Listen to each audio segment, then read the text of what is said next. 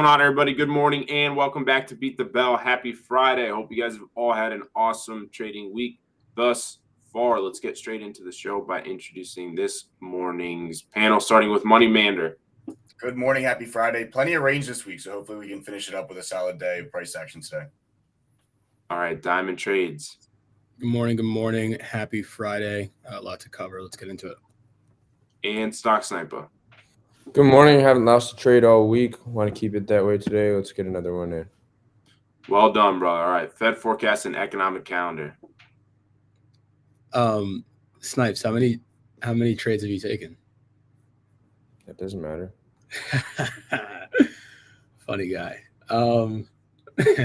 We had let's get it kicked off with NFP. We had NFP before the market opened. The market is reacting to the downside. What do we have? Oh my God, NFP came in really hot. So NFP came in at 336,000 non-farm payrolls added versus the consensus 170,000 to 150,000 and the previous 227,000. So a really hot print there for the market. Unemployment rate came in at 3.8% versus 3.8% expected and 3.8% previous. So unemployment rate came in line with expectations. Average hourly earnings also came in with expectations on a month over month and on a year over year basis.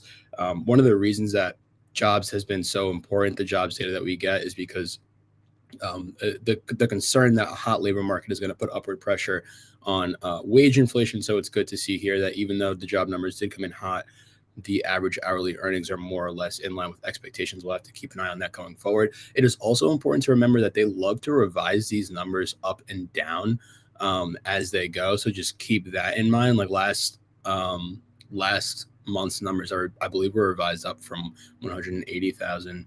187,000 revised up to 227,000. And also worth noting that Biden announced yesterday that he's going to speak on the job numbers at 11 o'clock today. So keep that in mind, as well as a Fed speaker at noon. So those two things coming around the corner for the rest of the day. But as far as high impact news, that's all we've got for today. So this week's trading, let's go ahead and dive into it. Ahead of today's job print, the market had been trading in a bit of a range, allowing traders to capitalize or get chopped up, either one, on the ping pong price action as investors and traders awaited the next big clue as to what the Fed will do with rates. As we spoke about on Wednesday, the probabilities have been inching higher that the Fed will opt to raise its benchmark federal funds rate in November after a series of hotter than anticipated economic readings reinforced the idea that the American economy may still be too strong to adequately subdue inflation. To that point, Irene Tunkel, chief U.S. equity strategist at BCA Research, states if the labor market is tighter than expected, which is what we got today, if the labor market is tighter than expected, then wage growth will remain high. It exacerbates fears of a second wave of inflation, or at least a more hawkish Fed. So that's what we've got on the table today, and we'll have to see how investors and traders react to this hotter than anticipated print. Mander, what do you think about the numbers? What's your initial reaction here? I think the biggest thing to watch is going to be how yields open up the session and the dollar as well, because over the last 2 days, we were actually able to stem a decent rebound and base in equities thanks to the rollover on the dollar end of the yields. I think the 10-year closed the session yesterday down about 20 basis points from those 4.8% highs.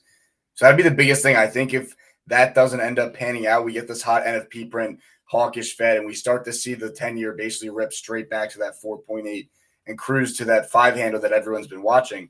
That's really not going to be good, and we probably get a significant continuation of that 830 dump that we got right after the news. So that'll be the biggest thing I'm watching today, and really going into next week. I think even if we get some Friday volatility with all the options positions expiring and, not great linear action in the stock market, I think maybe the bond market hints at what we have coming into next week should they have a solid trend day.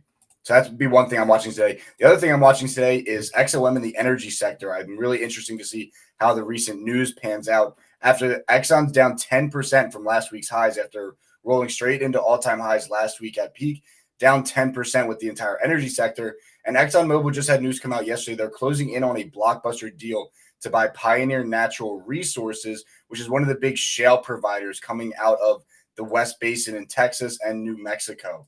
$60 billion takeover to reshape the entire U.S. oil industry here after posting record profits of $55 billion last year for ExxonMobil. putting that money straight into reinvestment, acquiring Pioneer here. I'm really interested to see if investors like this move or if they continue to sell here after, dumping $55 billion into an acquisition here as the energy sector is already feeling a little weak, crude oil rolling over from highs. I'll be watching ExxonMobil over the next week to see how investors take to this news.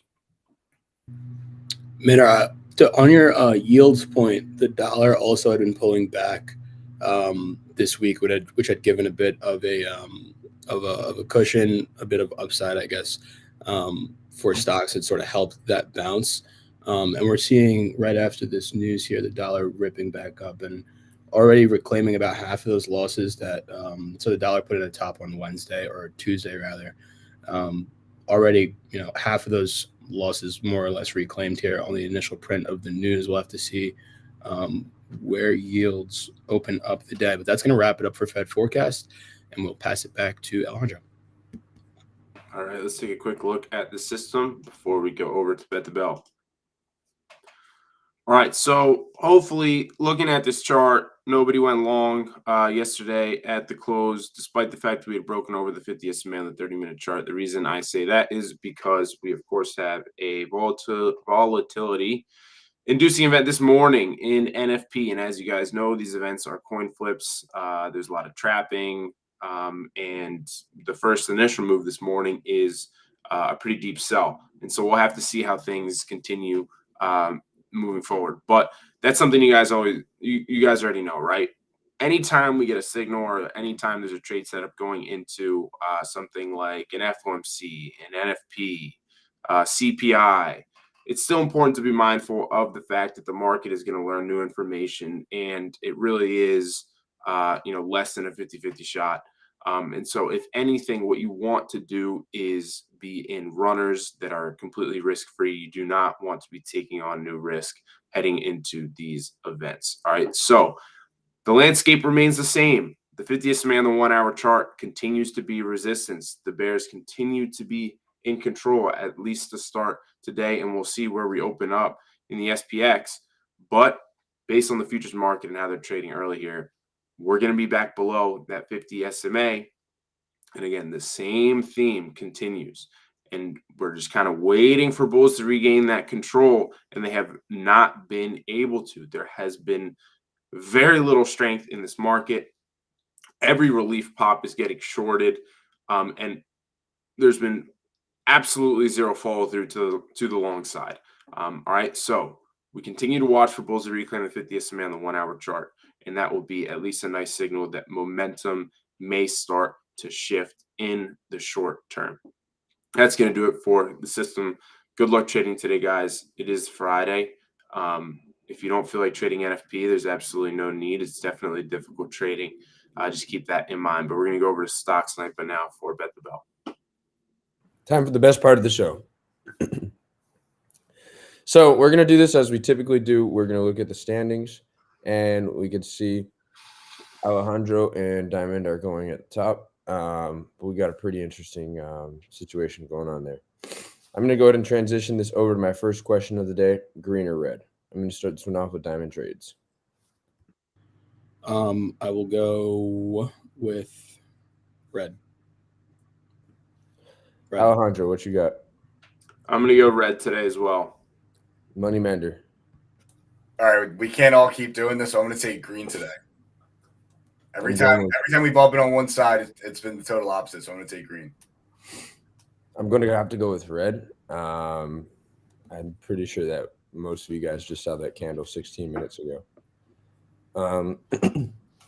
My next question is a pretty interesting one, and I'm not sure if this would be on the funny side or interesting or entertaining, but what is the greatest business mistake of all time? I'm going to go ahead and start this one off with Money Mander. What do you got? This is a tough one. I think I got to go with Mr. Apple. What was his name? Ronald Wayne? Ronald Wayne, I think, has to go down as the greatest business mistake of all time. I think, obviously at the time, no one could have foresaw what Apple was going to become. But selling a third share of Apple for $800 way back in the day to now what would be nearly $1 trillion, what would be $800 billion worth of Apple? I got to say that's the worst beat in business of all time. Yeah, that's a pretty rough one. Diamond Trades, what you got? That's the one I was going to go with. Mander stole mine. That's a great pick. Always going to be top of the list in terms of business mistakes. For me, it's going to be Blockbuster failing to acquire. Yep, that's right. Blockbuster failing to acquire Netflix. They had the opportunity to do so. I forget the year, like in the 2010s, for about $50 million. The CEO didn't even consider it, didn't even entertain the idea. Obviously, we know what happens. Netflix winds up becoming the biggest streaming service on earth. Market cap currently $165 billion versus the 50 that they could have acquired it for back in the day. Just a classic mistake that gets taught probably in business schools all across the world. So that's going to be mine. Dude, you literally took that right off my tongue. I literally had all of those stats right there: 50 million, 165 billion. I had all of that prepped. Alejandro, what you got for me? Greatest business mistake of all time. All right. So, assuming a lot of you have seen The Social Network, Eduardo Saverin, I believe is how you pronounce the last name, failing to have a lawyer read over the paperwork which he was given by Mark Zuckerberg, which as a result led his shares in the company being diluted when somebody new came on, basically to the point where he owned a minuscule stake in the company. And had he had a lawyer read over those papers, he would be a much, much, much, much wealthier man. He's still loaded. He's still all right. And I'm pretty sure that he took Zuck to court and won a boatload of money. But that's actually, that scene in the movie is something I think about all the time, just about doing your due diligence. Anytime you sign paperwork, anytime you make a business decision, very important to be thorough. It's better to be thorough, to do your due diligence, than to get really excited about an opportunity and be quick to sign your name on the line, because you don't know what people's intentions are. And that story honestly gives me goosebumps. That was a terrible mistake that he made, just terrible. And it was two best friends, which was the craziest part, right? They were really good friends. He would have never thought that Zuck would do something like that. And he got screwed because of it.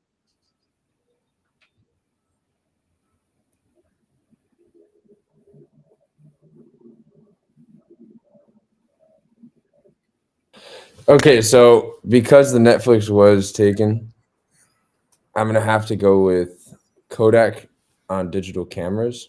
They had the opportunity to make the first digital camera, but they decided to focus their business ends on producing more film. And because of this, Kodak failed to produce the first digital camera, and they were years and years late to the game. But I'm gonna have to leave that one there. Obviously, first pick was the blockbuster Netflix. I think that was the greatest mistake, but interesting little stories right there, especially the due diligence one. Now, my next question for you guys is kind of interesting, and I feel like everybody should be able to answer this question. And again, keep in mind that this is all just matters of opinion. But in your opinion, how long does it take to learn how to trade? I'm gonna go ahead and start this one off with Alejandro. So, I don't think you ever stop learning how to trade. I don't know. It's so different for every person. I'd say at the minimum 12 months, 12 to 18 months, to really get your, some sort of footing. But again, like you continue to learn. I mean, the traders that for example, Brad Jelinek, who we had on the podcast a few weeks ago, he's been trading for 20 years. He didn't have his first red year until last year. And so imagine what that was like. Like he had to, relearn whatever it was he was doing. Imagine trading for 19 years and then you finally have a red year. Like it just, I feel like it just never gets easy. You never really have, I don't know. I don't really know how to explain it. Like it is just like a continuous process of getting better, improving.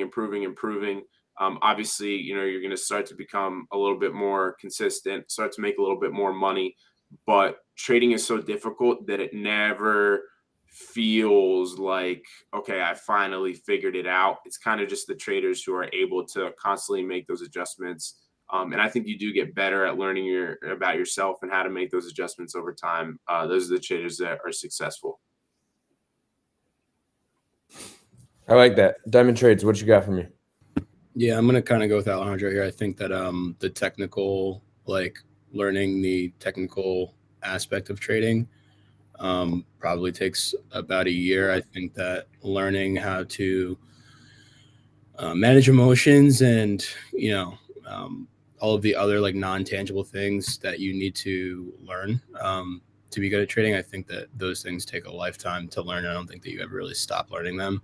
The market is constantly teaching you new lessons, and I think it's more a journey of like after that first year where you like get all the technicals down. Like I don't think that stuff is really that hard to learn.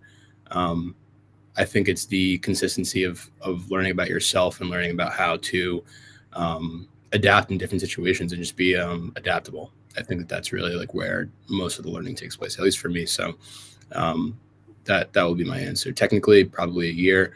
Emotionally, mentally, intellectually, a lifetime. Two really good answers. Mander, you got to keep them standard.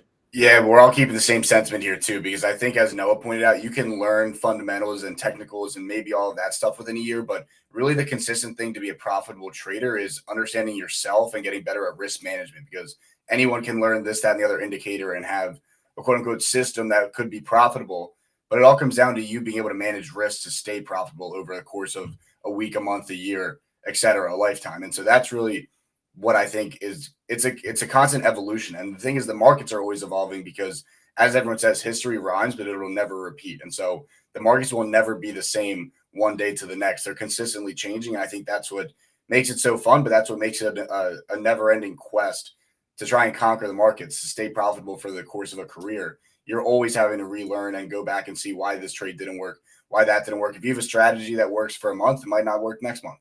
And so that's the biggest thing, I think, is consistently evolving and learning with the markets as they do. So I'm going to say you never fully learn. It's there's never an end goal. It's just keep it on. I like it. I agree. There's people that spend their whole entire life dedicated to learning the markets, and at the end of their career, they still feel that they don't know everything. I found that pretty interesting. And, as I was hearing your answers, I realized, I don't know if I have a really good answer that now I think about it. Like, I'm still learning how to trade every single day. I'm still learning new things. But that phase where you're just constantly eating shit, I would say, is normally about a year to a year and a half, around there, which, I feel like everybody's gone through that phase and everybody's had that market tuition. Everybody's dumped money into some dumb options. Everybody's lost because of theta. Everybody's lost. You have to lose in so many different ways, to really understand how things work. And at the end of the day, it's all about learning from your mistakes. But now I'm going to transition over towards our final question for the day on Bet the Bell. And this is a baseball related question. I can see Money Mander looks a little excited there. But who will win the World Series this year? Money Mander, what do you got? I can't give a realistic prediction because I'm biased here. So obviously I got to ride for my Phils. Manifest it. All right, man. Revenge tour. What you got, Hondo? If the Atlanta Braves don't win the World Series, I don't know anything, and nobody knows anything about baseball. Although the Orioles look pretty good, and it is postseason baseball, you never know what could happen. But I think that the Braves are clearly the best and most dominant team in baseball. The lineup is absolutely absurd, top to bottom. Power hitting team. They're stealing more bases than anybody.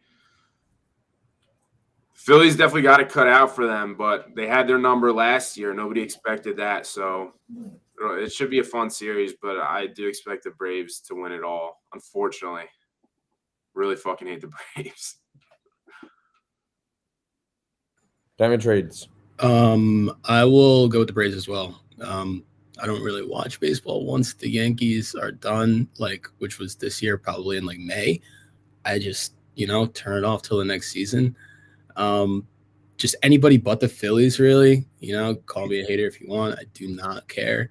I just can't. I can't. I don't think that I would be able to, with the proximity that I live to Philadelphia and the way that those people behave at times. If you're on the same continent, you're too close. Yeah, it really would just be too much for me personally to have to deal with. So I'm really praying that anybody but the Phillies takes it. So I'll go with the Braves. Don't big screen me here.